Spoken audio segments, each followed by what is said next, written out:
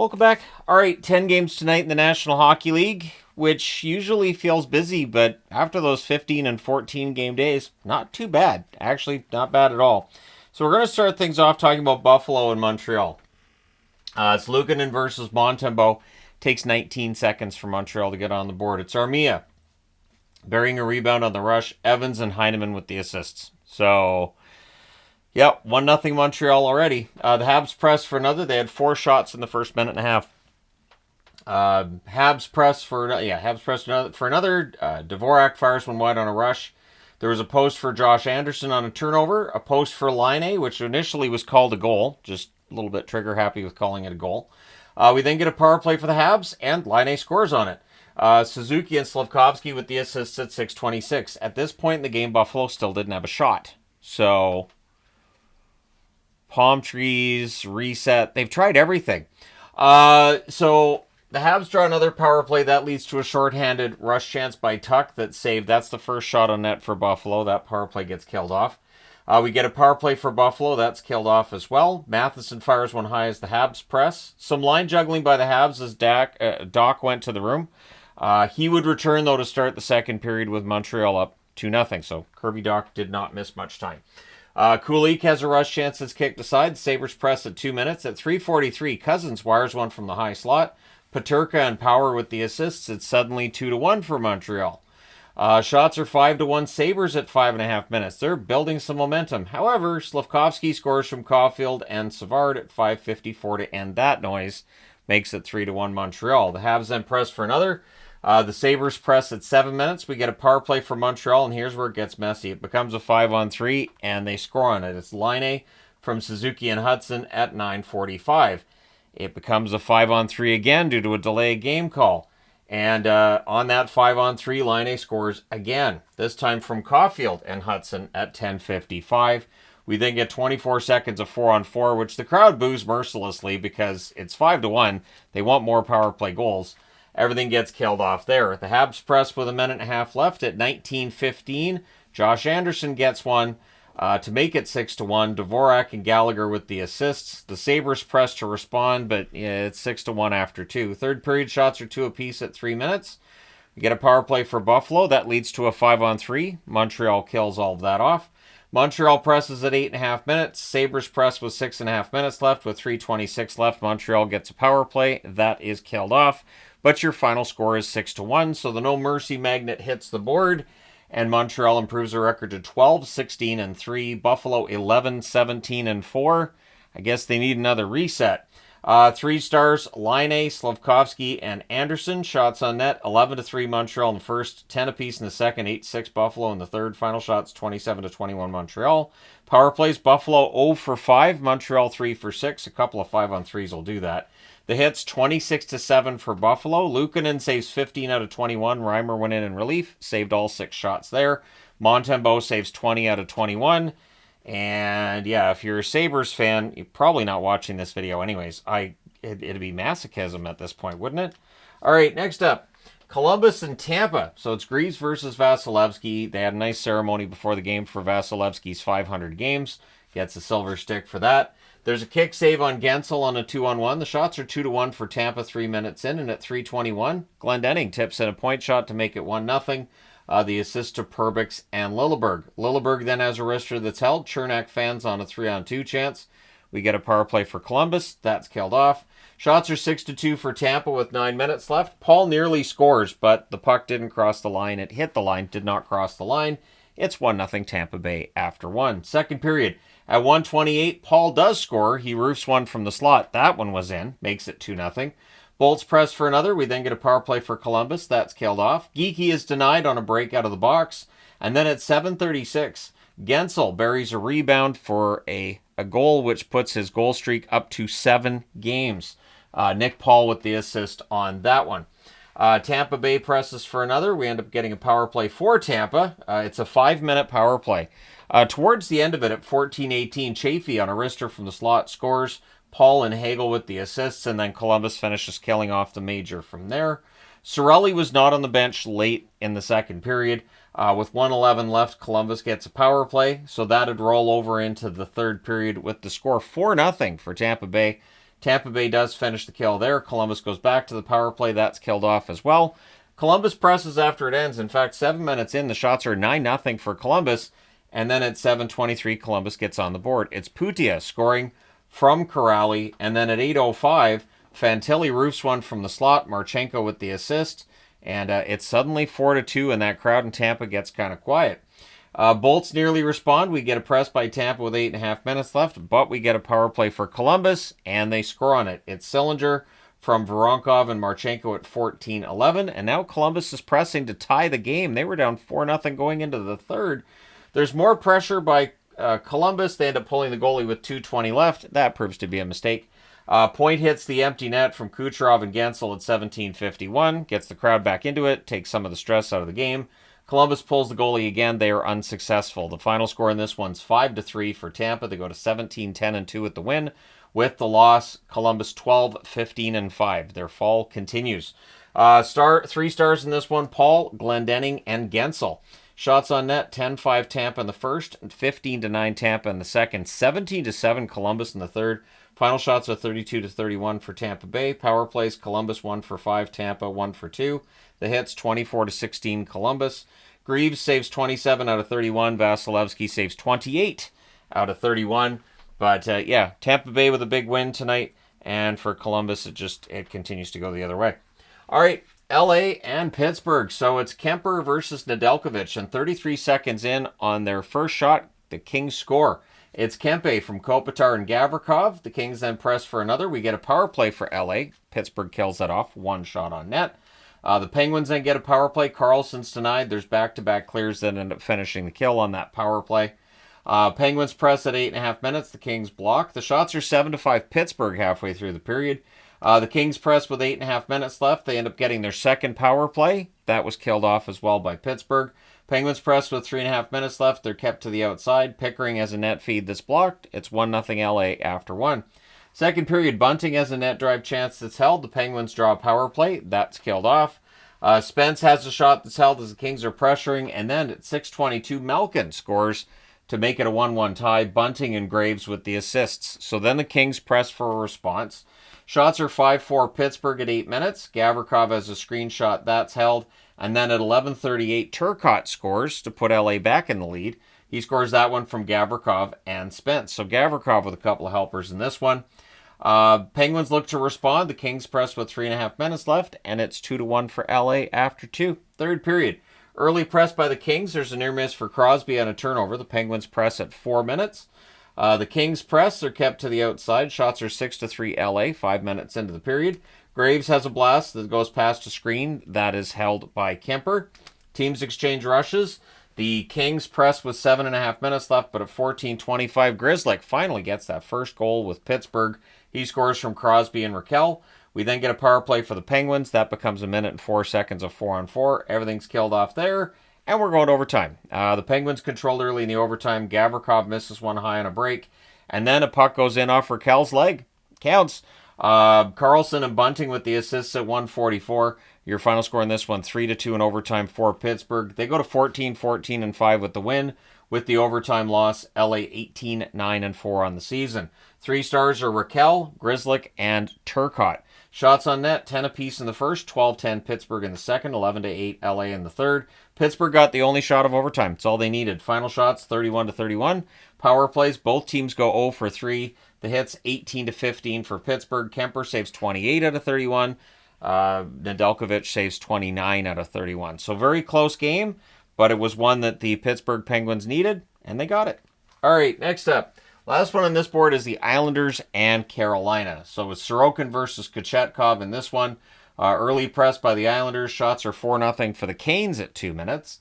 Fashing is denied on a rush. The Canes press at 5 minutes. We end up getting a power play for Carolina, and they score on it. It is Svechnikov going 5-hole from in close. Aho and Gostisbehere with the assists at 5:47. And I did see the announcers talking about how, maybe you want to save there, but from that close in, I don't know. Svechnikov's going to find a place where that puck will go. So Nate just has a rush chance that's saved, and then at 8:21, after a face-off win, Martinuk buries one. Stahl with the assist makes it 2-0 for Carolina. Canes press for another. We get a power play for the Islanders. That's killed off. The Islanders press with 2.5 minutes left, but it stays 2-0 for Carolina after 1. Second period. Pajot to lead, near miss. The shots are 4-1 for the Islanders 5 minutes into the period. Canes press at 5.5 minutes. The teams trade turnovers. The Canes press at 9 minutes. There's a near miss for Fasching on a stolen puck. Shots are 5-5 with 9 minutes left. So very even at this point, except for on the scoreboard. And then that gets worse at 11:13 as Jost buries a rebound during a press by Carolina. Gostisbehere and Roslovic with the assists makes it 3-0 for the Carolina Hurricanes.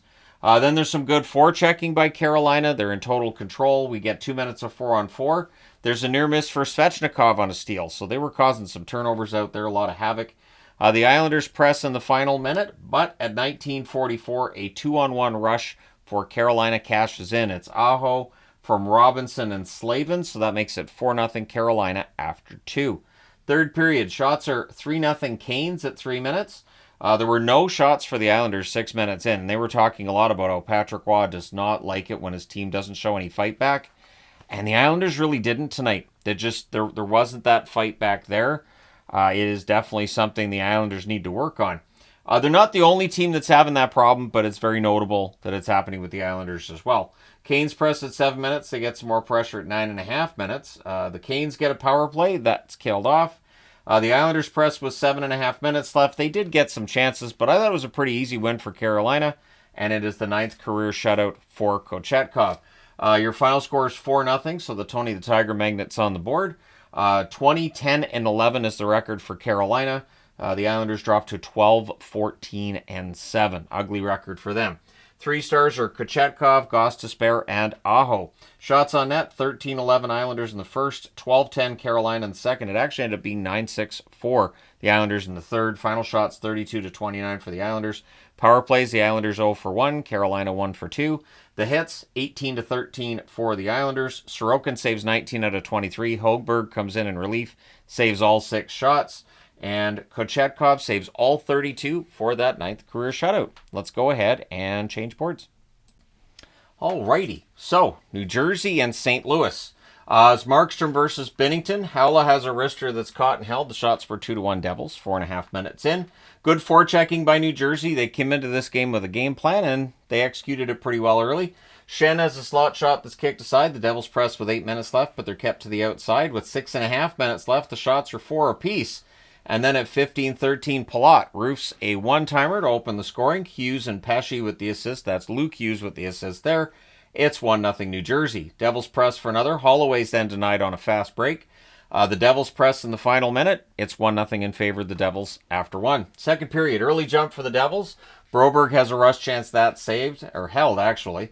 Shots are 2-1 St. Louis at 5 minutes. Both teams blocking the path to the net pretty well at this point. Devils press at 6 minutes. We get a power play for St. Louis. Not only is it killed off, it did not generate a shot on net. There's a press by New Jersey. Again, it's kept to the outside. Sundqvist has a rush chance that's defended. Does not get to the net. Bolduc has a wrister that's held. Markstrom pretty darn good in this game. No complaints about Markstrom. He was pretty good. Devils draw a power play, and they score on it. Nason buries one from the side of the net. Hischier and Jack Hughes with the assists. It's 13:04. Devils go back to the power play. That's killed off. It's 2-0 New Jersey after 2. Third period, there's an early press by the Devils. In fact, the shots are 7-0 for New Jersey at 3 minutes. And then at 3:38, Dillon roofs one past a screen, makes it 3-0 New Jersey. Devils press for another. In fact, 9.5 minutes in, the shots are 12-1 for the New Jersey Devils. But at 10:28, Kyrou, the hottest scorer for St. Louis, gets on the board. Falk and Shen with the assists makes it 3-1. And then the Blues press for another. Things get brawly with 8:56 left. There's some punching going on. These teams really not liking each other as it went along. There was an incident that took place shortly before this as well that just caused everything to blow up the rest of the game. Fowler's denied as the Blues press. There's an early goalie pull because they're down by 2, I should say. Bratt hits the empty net from Jack Hughes at 16:44 to put them down by 3. And so your final score in this one's 4-1 for New Jersey. They go to 21-10-3 with the win. With the loss, St. Louis 15-15-3. 3 stars, Palat, Dillon, and Jack Hughes. Shots on net, 7-5 New Jersey in the first, 7-6 New Jersey in the second, 14-9 New Jersey in the third. Final shots are 28-20 for the Devils. Power plays, New Jersey 1 for 3, St. Louis 0 for 1. The hits, 32-26 St. Louis. Markstrom saves 19 out of 20. Binnington saves 24 out of 27. So, yeah, pretty impressive road game there by the Devils. All right, next up, the Rangers and Nashville.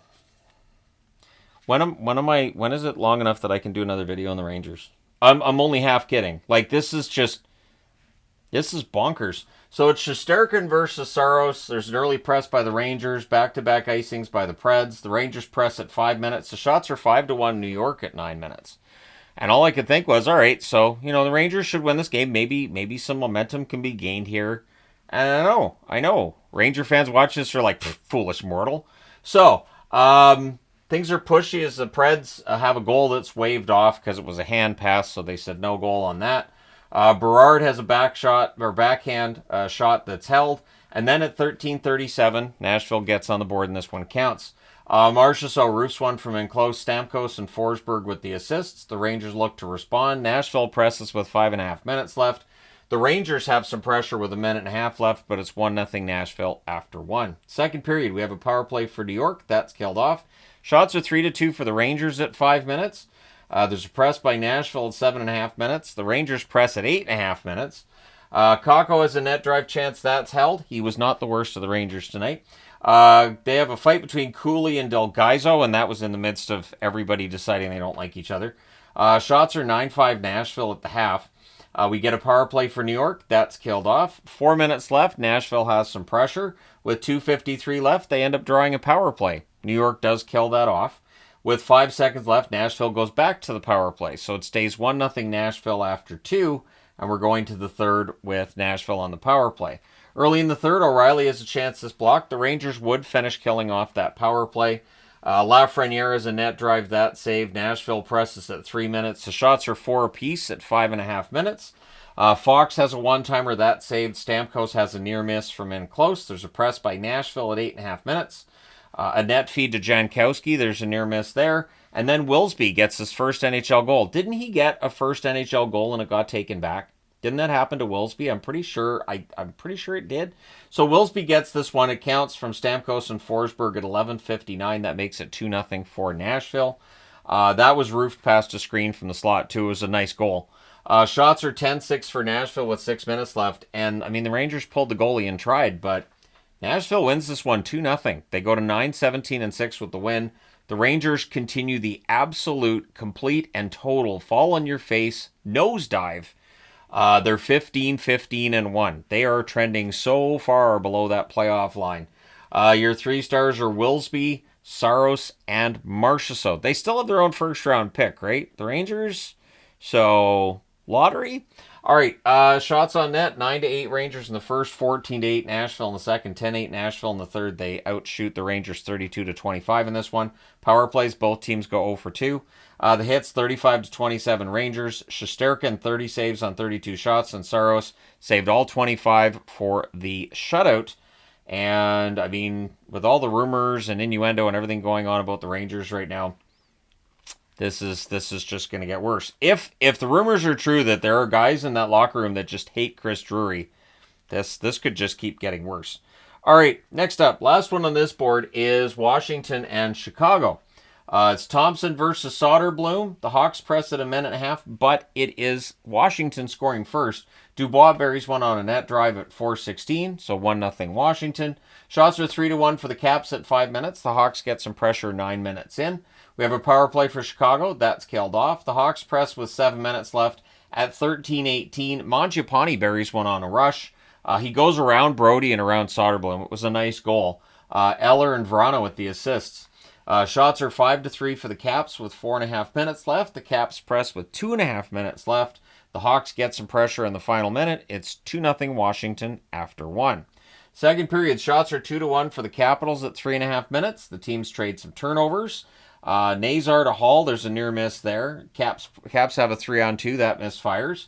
We get a power play for Chicago. That's killed off. And then the Caps get a second too many men on the ice penalty again, right after that first one's killed off. So Chicago doesn't score on those, but they got to get those line changes figured out. Shots are 7-2 for Chicago with 6 minutes left. The teams then exchange turnovers again, a bit sloppy in the second. The Hawks draw another power play. Bedard to Donato. There's a near miss there. That power play is killed off with 52.3 seconds left. Washington goes back to the power play. So it is 2-0 for Washington after 2, and they've got a power play to start the third. What could possibly go wrong? That's the first thing that's ever gone wrong. It's an old Simpsons reference, but it works. At 51 seconds, Mikheyev goes around Chychrun and roofs one short-handed. So he gets that one from Teravainen. It's suddenly 2-1 in favor of the Capitals. The Hawks then finish the kill. Things are pushy at the Chicago net. Dowd fires one wide on a rush. We get a power play for the Capitals. That's killed off. Shots are 2-1 in favor of Washington at the half. So that only shot for Chicago was the short-handed shot that went in the net. Caps press with 9.5 minutes left. Things are pushy on a hold by Soderblom. So we get 2 minutes of 4-on-4 out of that. Wilson has a deflected shot that's saved. The Hawks press with 6.5 minutes left, and at 14:07, after a 3-on-2 rush, Brody wires one, Mikheyev and Teravainen with the assist. So they had the rush, they set up, and then they score. It's a 2-2 tie. The Hawks then press for the lead. Protas is denied. Soderblom holds there. The Caps press with 3.5 minutes left. However, at 17:42, Donato scores from Murphy and Teravainen. It's 3-2 for Chicago. What is going on? The Caps press to respond. The goalie pull happens with 45 seconds left. With 10.2 seconds left, it becomes a 6-on-4 power play. The Caps call a timeout, but the Hawks hang on. They win this one 3-2. So the Shock Llama is out for this one, because that's a bit of a shocker. Even though it's back-to-backs for Washington, I'd expect them to beat Chicago. Chicago 11-19-2 with the win. With the loss, Washington 21-8-2. Over here, you'll notice the Homer Simpson strangling Bart Simpson. Magnet is on the board again. Caps fans being Homer, THG, yours truly, being Bart. I made the video on the Capitals, and now they've lost back-to-back games on the road. I warned people. I told them this is what can happen when I talk about a team playing well. When I talk about a team that's playing really poorly, it has no effect whatsoever. When it's a team that's playing well, I'm kidding. I don't have any effect on it, but there's people who think I do, and so I had to put that one on the board. Let's go ahead and change boards one last time. All right, last 3 games. Boston and Calgary. So Swayman versus Wolf in this one. Zary has a chance. It's held. Shots are 2-0 Calgary, 3.5 minutes in.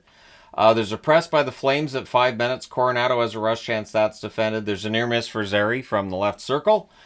Flames press with 8 minutes left. McAvoy gets denied. Wolf holds. Flames press with 2 minutes left. And in the first period, Calgary didn't win a faceoff. That's weird. So I had to put that on the board. No faceoffs won by Calgary, and yet they outshot Boston and controlled the play. So we go to the second period, 54 seconds in. Coronado opens the scoring. Coleman and Backlund with the assist, and then the Flames go right back to work. They work it, and they score again. Kadri puts one past the screen from a slot. Huberdeau and Pospisil with the assists at 1:21. So that's 2 goals in 27 seconds. So the Bruins do what you have to do. They call a timeout. The shots are 4 apiece at 6 minutes, and then at 6:31, former member of the Calgary Flames, Elias Lindholm, scores a goal for Boston, makes it 2-1. Flames look to respond. The teams trade rushes. The Bruins press with 9 minutes left. The Flames press with 7.5 minutes left. Kadri fires one wide on a 3-on-2 rush. Lindholm is robbed on a 2-on-1 rush. And then Lomberg, on a nice tip in close, restores the 2-goal lead for Calgary. Zary and Pelche with the assists at 17-19. It's 3-1 Calgary after 2. Third period. The Flames had the only shot on net 3.5 minutes in, but no problem for Boston. Geeky buries a rebound in close. Peak and Lowry with the assists at 4:14. The Flames press at 6.5 minutes, but the puck goes the other way, and at 6:51, McLaughlin scores to tie the game at 3. Marchand and Lindholm with the assists. The Flames press for a response. We get a power play for Boston. McAvoy has a wrister that's held. That power play's killed off. The Bruins press with 7 minutes left, but it really felt like overtime once you get into the second half of the third period, and that's where we go. We end up going overtime tied at 3. Boston controls early. Zach is denied in close. Zary has a rush chance, a near miss there. And then at 4:22, Pastrnak goes post and in to win the game. McAvoy with the assist. Boston wins 4-3 in overtime. Nice comeback victory. They were down 2 going into the third. Boston goes to 17-13-3 with the win. With the overtime loss, Calgary 15-11-6 on the season. Your 3 stars, Elias Lindholm, Kadri, and Pastrnak. Shots on net, 9-4 Calgary in the first, 12-9 for Boston in the second, 15-5 Boston in the third, 4-0 Boston in the overtime. They just kept getting better. Final shots, 35-23 for the Bruins. Power plays, Boston 0-for-1. Calgary didn't have any. The hits, 23-17 Calgary. Swayman, 20 saves on 23 shots. Wolf saved 31 out of 35. All right, next up, the Ottawa Senators in Seattle. So I was interviewed by somebody today who was at this game, and I hope they enjoyed it. Let me know. So it's Ullmark versus Decord. Cousins has a 3-on-2 chance that's blocked. The Kraken press at 2.5 minutes. The shots are 4-2 for Seattle, 3.5 minutes in. We get a power play for the Kraken. That's killed off. The Kraken press with 8.5 minutes left. The shots are 13-3 for Seattle with 5.5 minutes left. So Linus Ullmark earning his paycheck tonight. Sens press with 4.5 minutes left. There was more pressure by Ottawa in the final minute. It's 0-0 after one. Second period, there's a power play for Seattle. That's killed off. Shots are 3-0 Seattle at 4 minutes. So they just keep rolling, and it's a matter of they'll eventually get that first goal. That's what I was figuring would probably happen. So Stevenson's tonight on a rush. We don't have a lot of whistles at this point in the period. Really good flow. And then at 8 minutes, Pinto goes 5-hole on a rush chance of his own. Amadio with the assist. And it's 1-0 for Ottawa. The Kraken look to respond. There's a near miss for Tkachuk then as the Senators get some pressure. Chabot with a shot that's held. The Senators building some momentum. And at 12:45, Gregor goes short side from the right circle to make it 2-0. Ostapchuk and Greg with the assists. Kraken press with 5.5 minutes left. We get a power play for Ottawa. That's killed off. Batherson has a buzzer beater. That's saved, but it's 2-0 Ottawa after 2. Third period, Decord with a bit of an oops, but he bails himself out with some saves. And then at 4:18 on a breakaway, Stützle with one that just bounces over top of Decord into the net. Gaudette and Giroux with the assists. That makes it 3-0. The shots are 4-0 Ottawa at 5 minutes. So as strong as Seattle looked in the first period and to start the second, Ottawa looked just that strong to start the third. Power play for Ottawa, that's killed off. Then Seattle gets power play, that was killed off as well. We get 2 minutes of 4-on-4, that becomes a 4-on-3 power play for Ottawa. There's a delay because the net camera gets broken, and then the Kraken end up killing off the resulting power play. The goalie pull happens with more than 5 minutes left, and with 2:04 left, Seattle gets a power play. Montour has a wrister that's held, and Ottawa holds on, and they get the shutout, 3-0. So the Tony the Tiger Magnet on the board for the third time tonight. And with the win, Ottawa, that's 4 wins in a row. They're 16-13-2 with the loss. Seattle drops back below NHL 500 at 15-16-2. 3 stars Ullmark, because anybody else would have been insane. Pinto and Gregor with the other stars. Shots on net, 15-7 Seattle in the first, 12-7 Ottawa in the second, 8-7 Seattle in the third. Final shots, 30-26 for the Kraken. Power plays, Ottawa 0-for-3, Seattle 0-for-4. The hits, 31-18 for Seattle. Ullmark saves all 30 shots for another shutout. And Decord saved 23 out of 26 at the other end. So just no goal support for Decord tonight. All right, last game of the night is Winnipeg and San Jose, and this ended up being really, really entertaining and quite unpredictable. So it was Hellebuck versus Georgiev. The shots were 2-0 San Jose at 4 minutes. They came out really strong in this one. Nemesnikov fans on a good opportunity. We then get a power play for the Sharks. Toffoli has a chance that's kicked aside. That power play is killed off. But the Winnipeg announcers noticing right away, Celebrini's really good at this whole passing game. His speed is over. He's a great player. So the shots are 5-2 Sharks at 8.5 minutes. The Sharks press with 9.5 minutes left. And then at 12:18, Kyle Connor scores. He gets one from Scheifele and Velarde. Jets look for another. Perfetti fires one wide from the slot. Barron has a net feed that gets picked off. The shots even up in that period as the Jets improved late. And it's 1-0 in favor of Winnipeg after one. Second period, there's an early press by the Jets.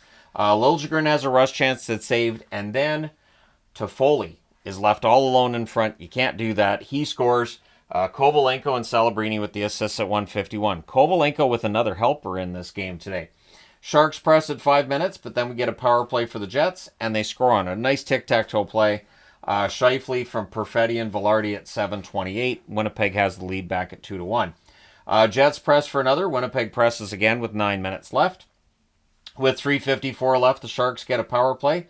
Celebrini to Toffoli gets blocked, and then on a beautiful backhand pass to screen, Celebrini scores to tie the game at 2. Wallman and Toffoli with the assists at 17-11. The Jets press in the final minute, but it's 2-2 after 2. Third period.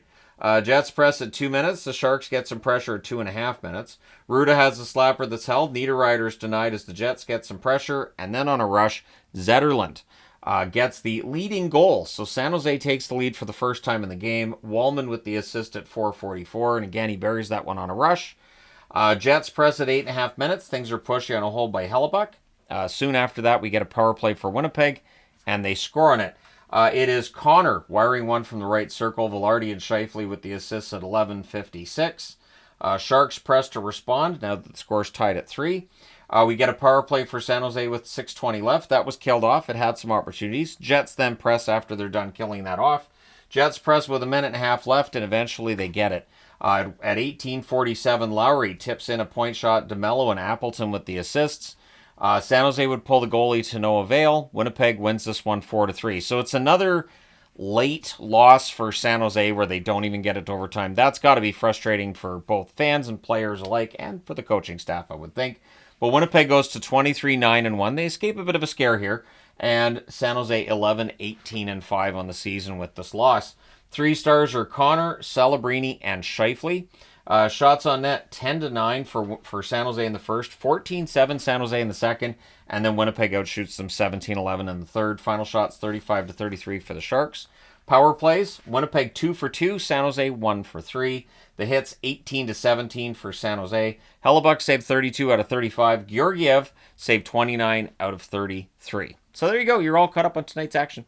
Let me know your thoughts in the comment section below as always. Don't forget to hit like and subscribe in the event you may not have done so already.